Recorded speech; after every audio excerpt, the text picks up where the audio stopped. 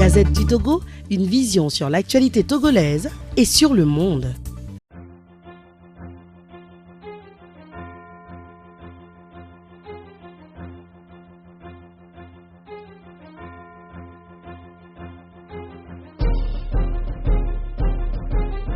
Je suis membre très active du Synfort et ce matin j'ai décidé de me joindre à mes collègues pour pouvoir exprimer ce mécontentement que nous avons trop encaissé au fond de nous au fait. D'accord, quelles sont les raisons principales? C'est-à-dire que nous travaillons dans des conditions assez déplorables, il faut le dire. Il y a certaines choses qu'il ne faut pas voiler. C'est-à-dire, il y a un adage dans nos vernaculaires qui dit à force de garder de l'eau dans la bouche, ça devient de la salive. Et on a assez gardé beaucoup de choses. Et nos parents, nos frères, la population togolaise, nos concitoyens viennent en payer les prix dans les hôpitaux. C'est déplorable pour nous tous. Nous travaillons assez dans des conditions misérables, médiocres.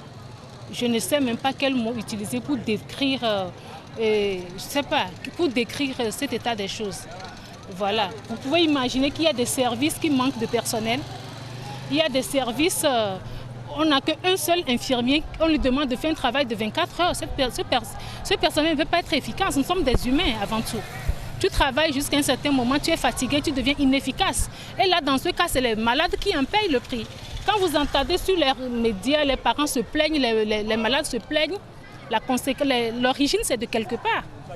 Quelqu'un ne peut pas quitter chez lui délibérément pour venir tuer un humain. Mais on vient, c'est les conditions qui font que tu es débordé. Des fois, quand dans le débordement, là, tu es fatigué et tu te mets à parler avec la colère aux parents et ça engendre des mécontentements, des disputes, ce qui n'a pas de sens au fait dans les conditions réelles. Nous aimons assez nos parents, nous aimons assez nos concitoyens, ça nous fait mal de les voir, de se faire traiter dans des conditions minables que nous leur présentons. Alors, dites-nous, vous particulièrement dans votre département, quelles sont les difficultés dont vous faites face? Il y en a assez. Dans mon département, il y en a assez. Par exemple, le nombre vous pouvez imaginer dans une salle de réanimation, on va dire qu'un seul infirmier pour une salle de réanimation qui va compter jusqu'à plus de 30 malades. Un seul infirmier pour une salle de réanimation au moment où tu es en train de faire massage cardiaque ici. Un enfant est en train de faire un arrêt cardiaque, tu es en train de masser. Il y a un autre qu'on envoie, il faut aspirer en urgence. Un seul infirmier. Au même moment, un autre patient qui arrive dans un état d'anémie sévère, il faut aller lui prendre la barre venue en urgence. Un seul infirmier. Et là, les parents, je me mets à leur place, je dis, si j'amène mon patient à l'hôpital et dans un état en train de me quitter, je vais vouloir vouloir plus du personnel alors qu'il est seul au fait. Ce que les patients ne comprennent surtout pas, c'est que nous sommes tous dans le CHU, mais ils ne savent pas qui fait ce travail. Vous pouvez voir un infirmier, voir garde malade à côté. Le garde malade, il n'est pas formé pour faire le soin. Il est là juste pour les ménages. Mais quand vous le voyez, il reste à côté, il ne fait rien. Pour les malades, le personnel est là, il ne fait rien. Alors que ce n'est pas son boulot de faire ce de quoi vous attendez de lui, quoi. Donc il y a un manque accru de personnel, spécialement chez nous. Deux, c'est le manque de matériel, de plateau technique. Vous imaginez que nous sommes dans des milieux où les maladies abondent. L'hôpital, c'est un lieu où tout le monde vient déverser sa maladie pour partir.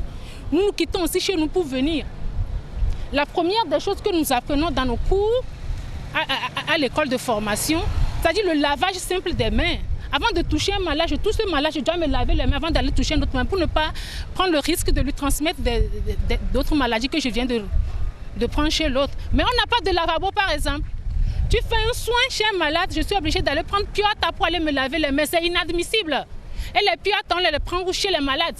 Je fais un soin, je finis, je dis s'il te plaît, donne-moi un Piota, je vais me laver les mains. C'est honteux.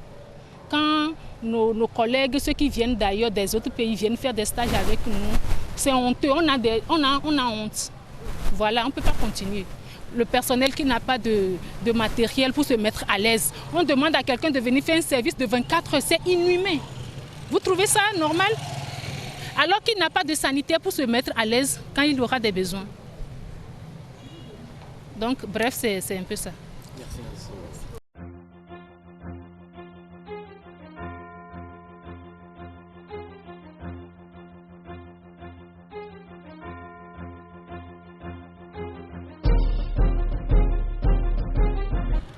La rencontre que nous avons eue la dernière fois n'est pas la première, c'est la énième rencontre que nous avons eue dans le cadre de ces discussions avec le gouvernement. Et au cours de cette rencontre, le gouvernement a rappelé sa position concernant les doléances que nous avons présentées, à savoir la nécessité d'aller discuter de ces problèmes dans une commission qui sera créée à cet effet ou dans un groupe de travail. Nous avons profité nous aussi de l'occasion pour dire qu'il y a des problèmes urgents qui doivent connaître des solutions urgentes et que pour des problèmes qui peuvent être réglés dans la durée, on peut se rabattre vers une commission pour en discuter en profondeur. Par exemple, la question concernant l'équipement optimal des hôpitaux reste une question urgente et doit être réglée dans l'immédiat. La question également du statut du personnel non fonctionnaire officiant dans les hôpitaux publics est une question urgente.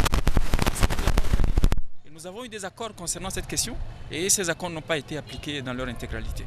Et donc, pour ces questions que nous jugeons importantes et urgentes, il faut des réponses dès maintenant. On n'a pas besoin d'aller dans un groupe de travail pour décider de payer un nouveau scanner pour l'un des 2 CHU de Lomé. On n'a pas besoin d'aller dans un groupe de travail pour décider de payer un respirateur pour la réanimation polyvalente du CHU Sylvanus Olympio. Voilà quelques exemples que je donne pour permettre aux uns et aux autres de comprendre un peu les enjeux de ce qui se passe actuellement dans le secteur de la santé. Alors professeur, quel a été le suivi de ce sitting sur les autres centres hospitaliers? Nous avons reçu les échos de partout dans toutes les préfectures, même dans les centres médico-sociaux en périphérie, que les agents soient 3, 4 ou 5, ils ont observé ce mode de grève qu'ils ont décidé eux-mêmes. Nous espérons que ce mécontentement qui a été manifesté aujourd'hui va avoir un bon retentissement auprès de nos autorités. Dans le cas échéant, on peut s'attendre à ce que dans les jours à venir, le mouvement prenne de l'ampleur. Mais la réforme introduite dans le secteur de la santé est censée régler tous ces problèmes. Alors, comment pourriez-vous penser que la contractualisation en 1 seconde ou en quelques jours peut permettre de rééquiper tous les hôpitaux pour qu'ils soient aux normes que nous tous nous souhaitons? Je ne doute pas de la possibilité que cette réforme puisse apporter quelque chose au secteur de la santé. Mais il est évident que la contractualisation ne peut pas régler tous les problèmes que nous avons, surtout les problèmes urgents que nous avons actuellement.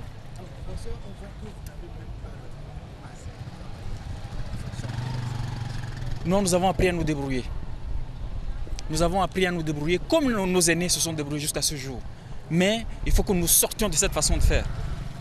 Plus on se fie à se débrouiller pour prodiguer des soins, plus on est médiocre, plus on ne donne pas de bons résultats. C'est pourquoi nous attirons l'attention de nos autorités sur le fait que les hôpitaux doivent être mis au niveau optimal aujourd'hui pour que l'administration des soins puisse se pérenniser et se poursuivre. Alors, sur sitting, on a vu que le directeur général du CHU n'a pas daigné sortir pour vous écouter. Comment est-ce que vous prenez cela? Non, je crois que le directeur est dans ses droits. Nous aussi, nous sommes dans les nôtres. Nous avons une plateforme que nous avons introduite au niveau du ministère de la Santé. Je sais que le directeur général de notre formation sanitaire a copie de cette plateforme. En fait, nous avions voulu la lui donner pour qu'il puisse la transmettre par voie hiérarchique au ministre de la Santé. Donc, ça ne pose pas de problème. Merci. La Gazette du Togo, une vision sur l'actualité togolaise et sur le monde. Rejoignez-nous sur le www.lagazettedutogo.com ou sur nos comptes Facebook, Twitter et YouTube. Pour tout contact, écrivez à contact@lagazettedutogo.com ou appelez le 92 80 88 53. La Gazette du Togo, c'est l'information en continu.